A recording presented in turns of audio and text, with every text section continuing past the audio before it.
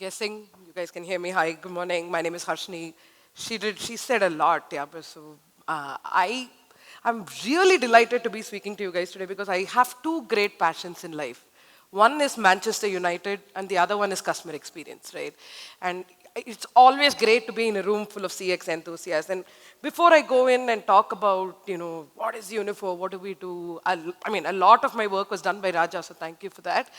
I actually want to talk to you guys about a little incident which is super relevant to why we're here today, right? So as you can see, my voice is like this. I woke up last morning with a sore throat.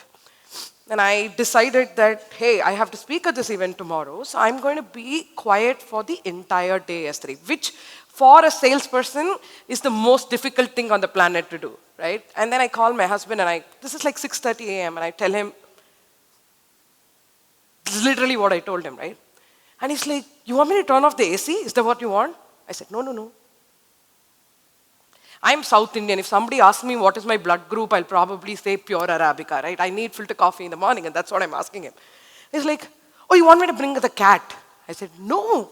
This literally went on for 10 minutes, right? See, coffee cup. In my mind, I was conversing. He said, no, do you want me to bring the other cat? Eventually, I gave up and said, Siddharth, just give me a cup of coffee, right? And conversations, even between somebody who is supposed to know you inside and out, is so complicated. Just between me and my husband, imagine how it can be at an enterprise level. So what we intend to do today and what I want to talk to you about today is not just how do we simplify these conversations, but how do we elevate it. Mr. Ravi, you asked an excellent question around the banking space. Both my parents are bankers. And even today, my dad needs to go to the bank physically and get his passbook stamped. Only then he believes that the money is there in his account. Now, I don't want to interact with any human being in my banking, right? I want to do everything through the app. How do you cater to all these different kinds of customer demographics that you have when enterprise conversations are so complicated? I'm going to try that again. Yeah, there it is. I'm not going to waste too much time on talking to you guys about things that are just a Google search away. So we started off 14 years ago, incubated out of IIT Madras. And we started off with a very simple mandate, which was conversational analytics for tier 2 and tier 3 contact centers, right? And we've completely pivoted into a company which is present.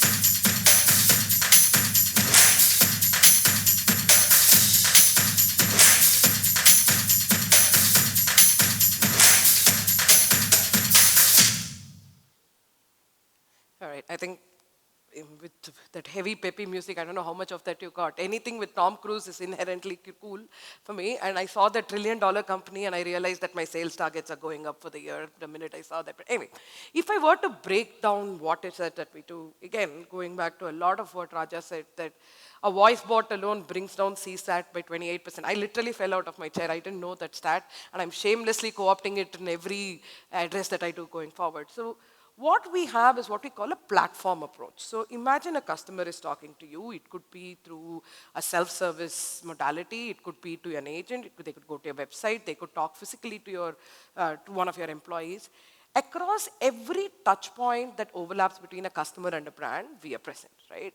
So the first thing is use self-serve. It's very self-explanatory, as the name says. That is the bot, right? That's the voice bot. But then you want the bot to have empathy. You want the bot to be able to do things as close to human as possible, and that is what we are endeavoring to do on the use self-serve.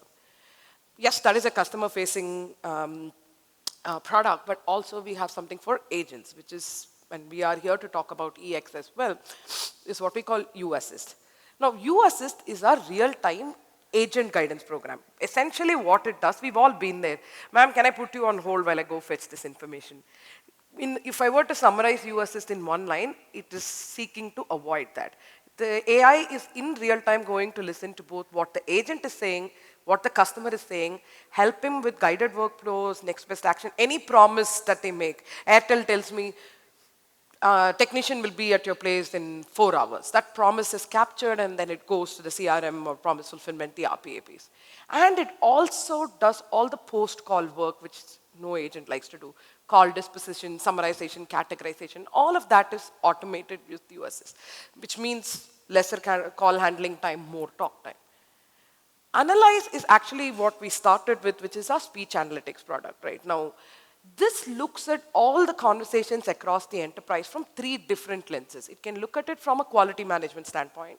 It can look at it from a compliance standpoint, which is very relevant in the BFSI and in the healthcare spaces where is the agent saying things he is not supposed to? Is he saying the things that he is supposed to, right? It analyzes that. And it also does it from a customer experience standpoint, which is my favorite, because if you tell me a survey response rate is 5%, I will break open a bottle of champagne and celebrate. Here we are going to look at 100% of all conversations, right? Every conversation, there is an inferred CSAT on NPS that you can get. And UCapture is something new that came in through a recent acquisition we did. It is a enterprise call and screen recording platform. We also have something called Q, but I will leave that for now. Maybe we can double click on it later. But for me, more than what all these products can do independently, the most critical thing here is the platform play, right? So think of the X platform. I mean, I don't know how many of you all have kids. If you do, the Lego base, there is like a board, and then you start putting the Legos on top of it. Think of the X platform like that board.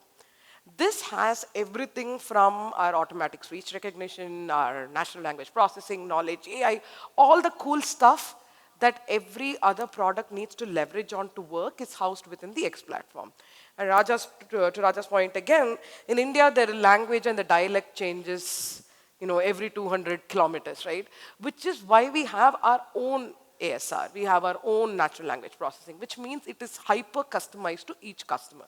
And it is learning from itself, right? So that is essentially what the X platform is.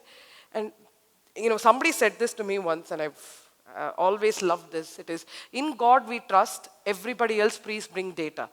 And that is the problem the X platform is serving to solve. Again, you will see Genesis in there somewhere also.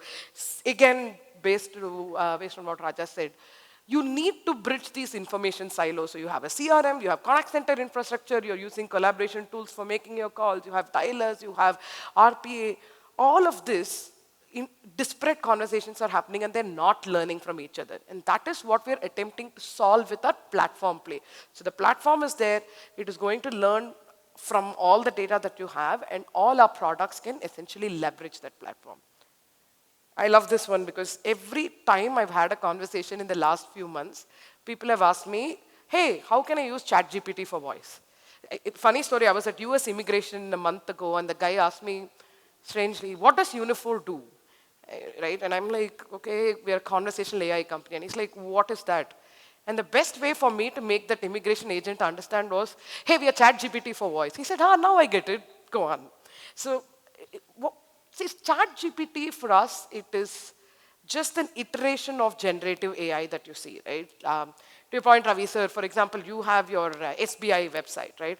Nobody is going to go on to the SBI website or call the contact center and ask, hey, when is this Air India flight landing in Hyderabad airport? Nobody is going to do that.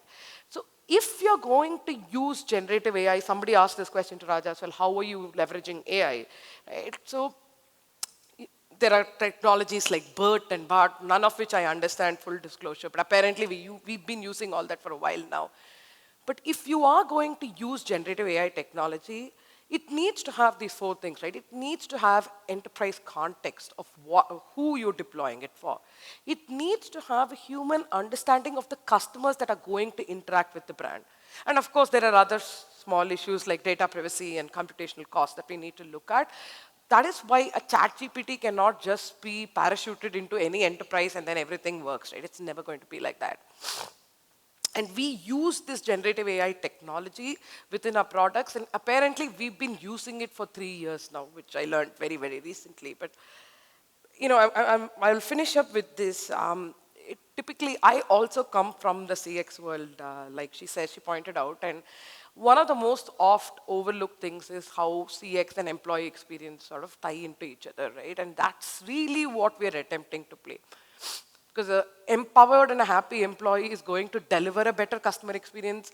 More customer experience is going to drive better revenue. More revenue will drive better employees and so on, right? It's recursion. But for us, whether it is our agent solution, which makes agents' lives easier, onboard them faster, train them faster, help make their day-to-day easier, and our customer-facing solutions, which aim to make every interaction that a customer has with a brand easier, they are inextricably linked, and that is that intersection that we are actually looking to play.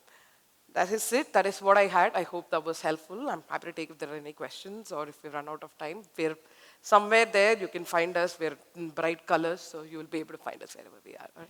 My question to you, Harshni, is like, see, you mentioned about your parents going to a branch and they are not quite tech savvy. Yes. Right? So in that situation, and this, our elder generation, right, that they would continue to rely more on the branches and not relying on the digital aspect of the technology. So with the advent of this AI, generative AI and chatbots, where are we heading? Are we going to overcome that level of, apathy of those people going down further, or how are we going to overcome that barrier? That is a loaded question. So I think, a small correction. It's, I think, necessarily tech savvy. They just prefer to do certain things a certain way. And banking, especially for them, like if my father doesn't see his pension credited and stamped in his passbook, I don't even own a passbook, by the way, in all my years of banking. For him, if that isn't there, it means the money is not there in his bank account, right? So, like you said, our aim is not to replace that human interaction at all, right? Which is why, as a company, we are not focusing on bots per se, right? Yes, bots are part of our overall strategy of what we want to do, but it cannot be the be-all and end-all. What we are focusing on is to take that human-to-human interaction and how do you elevate that? How do you make that even better, right? If my father is calling into a contact center of State Bank of India and talk, how do I ensure that the agent who's picking up that call knows everything? Some other gentleman asked, I don't want to introduce myself, and that is what we're looking to solve. The AI should know who's calling, what is it.